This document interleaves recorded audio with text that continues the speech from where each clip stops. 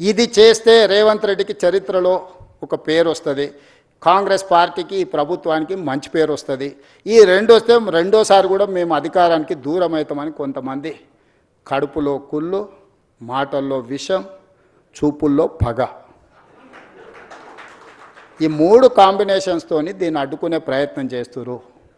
ఇక ఇదంతా మీకు అప్పచెప్పిన నా జిమ్మెదారి అయిపోయింది. మీరందరు దీన్ని కాపాడుకుందామా లేకపోతే కాలానికి వదిలేద్దామా మీరే డిసైడ్ చేయండి. ఎందుకంటే మీ అందరు మెజారిటీ అభిప్రాయం లేకుంటే నేను ముందుకు వెళ్ళదలుచుకోలేదు.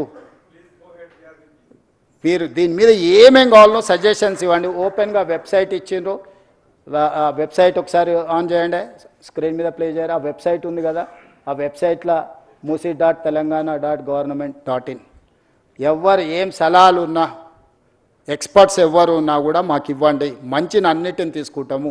సలహాలు మీరు ఎవరు ఇచ్చినా అది అమలు చేస్తే నాకే మంచి పేరు వస్తుంది, మా ప్రభుత్వానికి గుర్తింపు వస్తుంది. తప్పులు జరగకుండా సరిదిద్దే బాధ్యత మీదే. మీకే ఓపెన్ ప్లాట్ఫామ్, ఓపెన్ డయాస్ మీతో షేర్ చేస్తున్నా నేను. ఎవరు డిపిఆర్ లేదు, ఎన్ని వేలు అవుతుందో తెలియదు, ఏం జరుగుతుందో తెలియదు, తెర వెనక ఇది జరిగింది, తెర ముందు అది జరిగింది. ఇక ఈ ఊహాగానాలకు, కాన్స్పిరసీ థియరీస్కి పులి స్టాప్ పెట్టండి దయచేసి. ఇంకా మీరు పెట్టినా కూడా నేను అనేది ఏం లేదు. మనం అందరికీ చెప్తాం బాగుండే మంచి బట్టలు తొడుకోని, లేదు నేను ఇట్లనే ఉంటాను ఎవరన్నా బజార్లో తిరిగిన అనుకో అటు దిక్కు చూడడం మానేస్తాం. ఏం చేస్తాం అంతకుమించి ఏం మార్గం ఉంది నాకు మీరు చెప్పండి. చెడు చూడొద్దని ఎప్పుడో చెప్పారు, చెడు వినొద్దని చెప్పారు. మహాత్మా గాంధీ గారే చెప్పినట్టున్నారు కదా మనకు.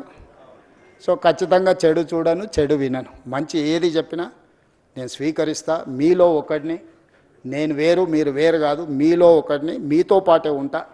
మనందరం కలిసి ఈ ప్రాజెక్టును ముందుకు తీసుకెళ్తాం. మీరందరూ మద్దతు ఇవ్వండి. ఒక అద్భుతాన్ని అంటే అద్భుతాన్ని ప్రపంచంతో పోటీ పడే విధంగా మన నగరాన్ని తీర్చిదిద్దుకుందాము. మన చరిత్రను కాలగర్భంలో కలపొద్దు, మన చరిత్రను భవిష్యత్ తరాలకు అద్భుతంగా అందిస్తామని తెలియజేస్తూ ఓపికగా 2.5 గంటలు కూర్చున్న మీ అందరినీ మనస్ఫూర్తిగా మరొకసారి అభినందిస్తూ, నల్లగొండ ప్రజల యొక్క బాధను అక్కడికి వెళ్ళి చూస్తే తెలుస్తుంది. ఇక్కడ మీరు కాలుష్యాన్ని మాత్రమే చూస్తారు. వాళ్ళ భవిష్యత్ తరాలు పుట్టబోయే పిల్లలు కాలు వంకర, కన్ను వంకర, లేకపోతే రకరకాల సమస్యలతోని ఆ ప్రాంతంలో ప్రజలు బాధను అనుభవిస్తారు. ఈ మూసి ప్రక్షాళన చేయకపోతే వాళ్లకు న్యాయం జరగదు.